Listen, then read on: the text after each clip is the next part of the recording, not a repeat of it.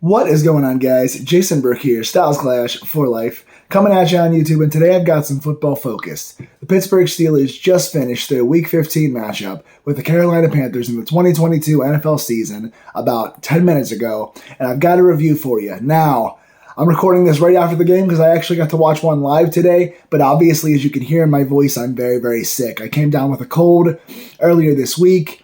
I felt better as of yesterday, felt like I was close to 100%. Went out anyway. This morning I woke up with a very hoarse voice and a very sore throat. So it's going to be a briefer video than usual. I'm not going to cover quite as many bases. So I apologize for the sound of my voice. And if I have to pause the video a lot, I'm sorry. But the Pittsburgh Steelers just got a very solid win in Week 15 here against the Carolina Panthers, I believe on the road. As the Steelers won 24-16. Now, there's not much bad to say about this. Mitch Trubisky started at quarterback. Kenny Pickett was injured. So Tomlin was going back and forth all week saying that Trubisky and Mason Rudolph were 2A and 2B. He decided to start Mitch Trubisky because Trubisky overall had some really nice moments last week, but also threw 3 picks in the red zone. So that was kind of putting him on the hot seat. If he had another bad game today, would he be taken out? Would he be the third-string quarterback? Would he be cut? You know, a lot of questions like that with Kenny Pickett being injured. Carolina really hasn't been great all year. We came in today with identical records of 5-8, but Carolina has been very inconsistent. They've started several different quarterbacks. Sam Darnold's now the guy. The starting quarterback this season, Baker Mayfield, is now in Los Angeles. They've started Philip Walker a little bit from the XFL. They've been pretty inconsistent, trading away their best player in Christian McCaffrey. So Carolina does not have a ton of firepower. So Pittsburgh, I think, was expected to win if the quarterback play was pretty solid, and today it was. The only big negative thing that made this game an 8-point game, which was 24-16, what made this game so close was penalties, namely in the second half.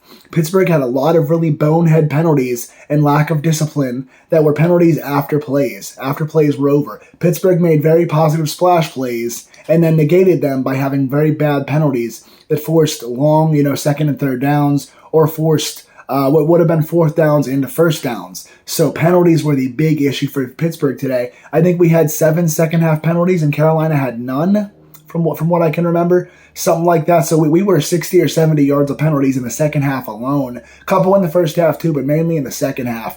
That's what caused this game to not be a blowout. So Pittsburgh gets a nice 8-point win, puts up 24 on offense, 3 touchdowns and a field goal, plays really well on defense, holding Carolina to mostly field goals, just 1 touchdown that was on the first drive of the game, and that was really it. Offensively, Pittsburgh had an old school approach. They did a lot of setting up the running game. Really nice basic runs with Najee Harris and Jaylen Warren, getting us to second and short, third and short, finding some holes, running hard, and getting first downs in the running game, and then throwing some basic plays to the outside, some little slants, some little comeback routes. They did a nice job, especially finding Deontay Johnson on the outside, and then he got downfield a little more in the second half. And George Pickens only winds up with 2 catches today, but one was a really nice comeback route, and the second one was a nice go route on the sidelines, one-on-one, doing what George Pickens does. So taking a few shots downfield, but mostly using short, smart passes, letting our fast receivers like Deontay get space and get open to convert and keep it to third and short and continue to stay on the field and produce long drives. Pittsburgh on offense in this game blocked pretty well, kept Trubisky up on his feet for the most part. Trubisky had no turnovers. Trubisky ran for a touchdown. We had 3 rushing touchdowns in this game. Nothing passing in the end zone, but 3 rushing touchdowns in this game. And we had, I think, 4 drives of 10-plus plays or close to it. I think we had 3 10s, and then we had a 22-play drive in the second half. The first quarter was 1 long Carolina drive and 1 long Pittsburgh drive, and that was it. And then pretty much for the entire game, Pittsburgh had mostly long drives. We had a couple short ones, but 4 different drives of 10-plus plays, controlling the clock, making short, smart passes, receivers getting open a little more than usual, finding more holes in the running game than usual, playing smart, not turning it over, making enough plays on defense to get it done. Defensively, we got more pressure than we have in the past. Very nice to see TJ Watt getting off the ball, Cam getting off the ball. The corners, for the most part, played pretty well. Carolina's receivers didn't do too much. They had 1 deep play, but we'll get into that. I want to give you guys the stats now. Mitch Trubisky, pedestrian but very solid day. 17 of 22, just 5 incompletions. 179 yards, no touchdowns, but no picks, but he also had a rushing touchdown. He had 2 quarterback sneaks inside the 5-yard line. The second one got in the end zone for a rushing touchdown. Rushing the ball as well, besides Mitch's rushing touchdown, Najee Harris had 24 carries for 86 yards and a rushing touchdown. And Jaylen Warren in relief had 11 carries for 38 yards and a rushing touchdown, plus a reception for about 11 yards. So, again, using those 3 very smartly. Chalking up small gains and churning your legs to make them a bit longer. Jaylen Warren's been really explosive. He's been such a nice addition for this team. He's really been a lovely piece to fit in there. Really liking what he's doing out of the backfield. There's times that he picks up blocks that go unnoticed that are very nice. Really enjoying his burst of speed when he gets in here. He reminds me of like the best parts of Jalen Samuels, only better. Jalen Samuels could be a good pass catcher. He could break some tackles in the open field, and at times was an underrated piece. But I think Warren is just faster and more consistent at that position. And Najee today, again, this is his, I want to say 4th time in the last 6 games where he's gotten over 80 yards rushing. So he's really been nice, even though today was like a 3.5 yards a carry, kind of slow and steady game. But Najee was very solid throughout. Receiving, we had Deontay Johnson with his best game of the season by far, in my opinion. 10 catches for 98 yards. His only bonehead play was after making a beautiful downfield. He made a 3rd down reception. It was like 3rd and 15. He caught the ball short, turned around, avoided a tackle to the inside, avoided one to the outside, and got himself the 1st down in a beautiful evasion play. Nice catch, nice moves. Then he got up and taunted the guy on Detroit, causing a penalty. So he got the 1st down, but it caused a first and 20 or whatever. So you go and make a beautiful play, and then you make a bonehead decision to taunt the players for no reason when you're having a great game, and you cost us 10 yards and a penalty. Thankfully, it didn't matter. We drove the rest of the field and got a touchdown anyway.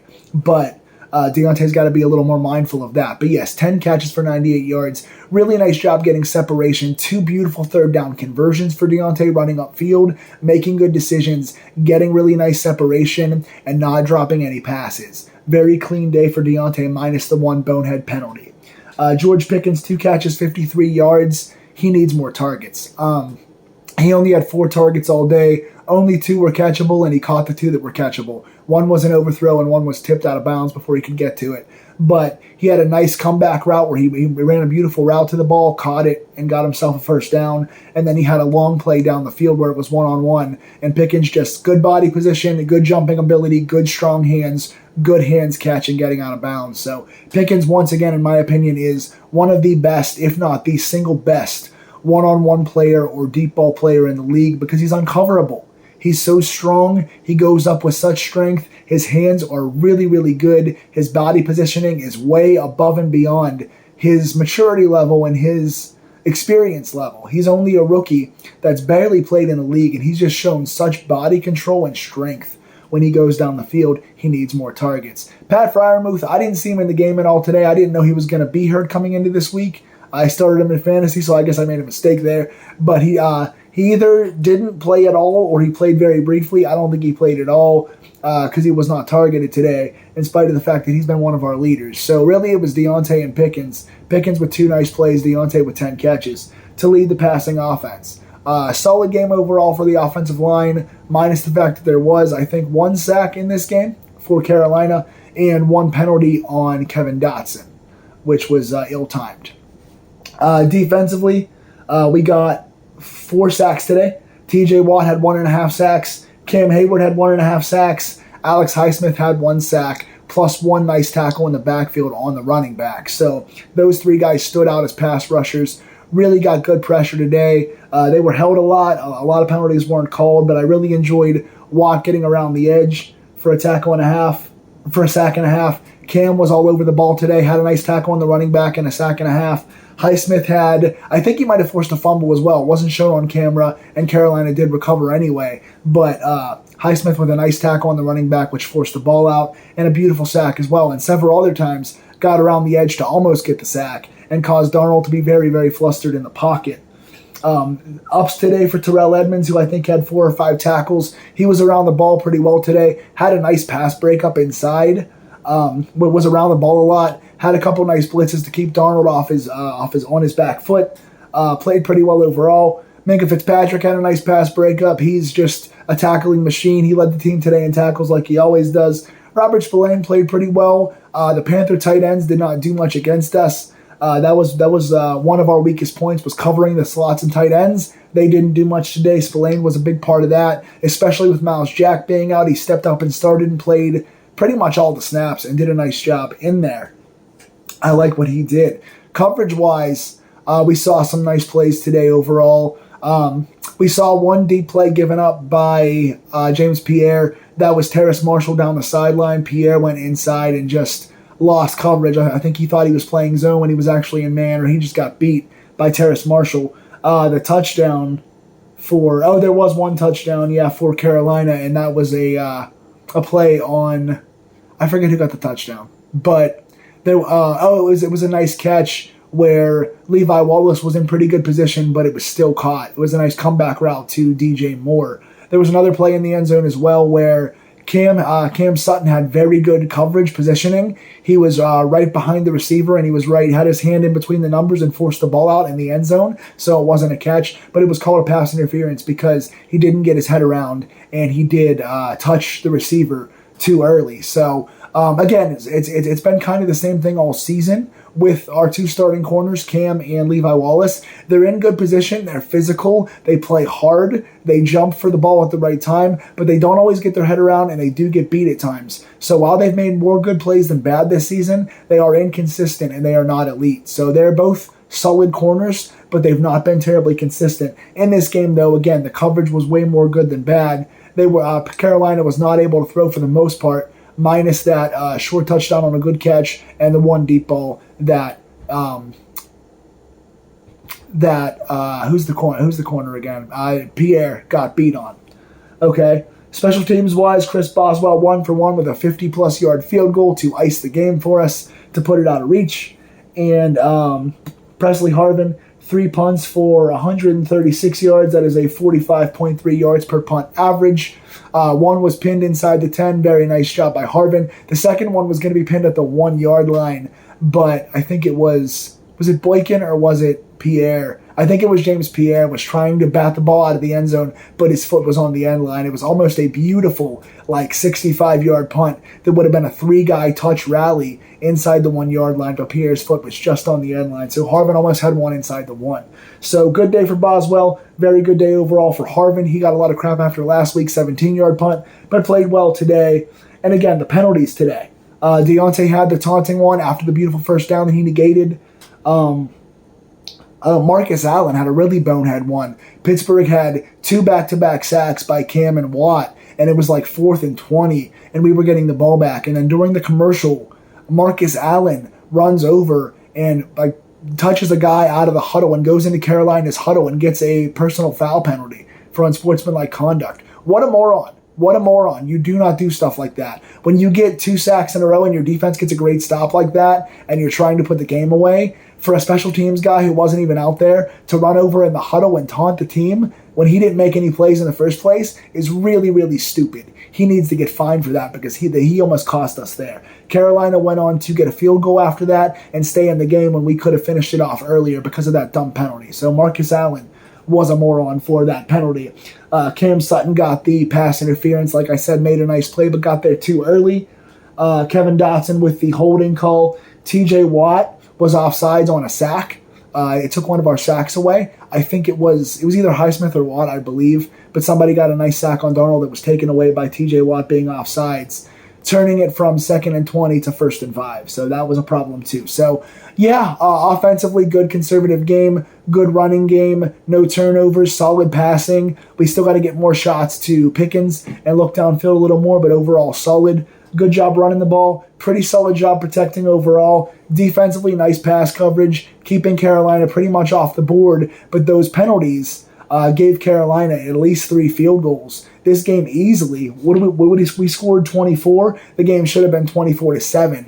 Several penalties gave them 24-16. They gave them 9 points that they shouldn't have had and made the game closer. So be more disciplined, do a better job on your penalties. Other than that, Pittsburgh played pretty flawlessly today. I like the game overall. What did you guys think? Tell me in the comments down below. Please like, share, and subscribe if you like these Steeler Deep Dive videos. I'll be bringing you guys these for the rest of the season. Pittsburgh goes to 6-8 now.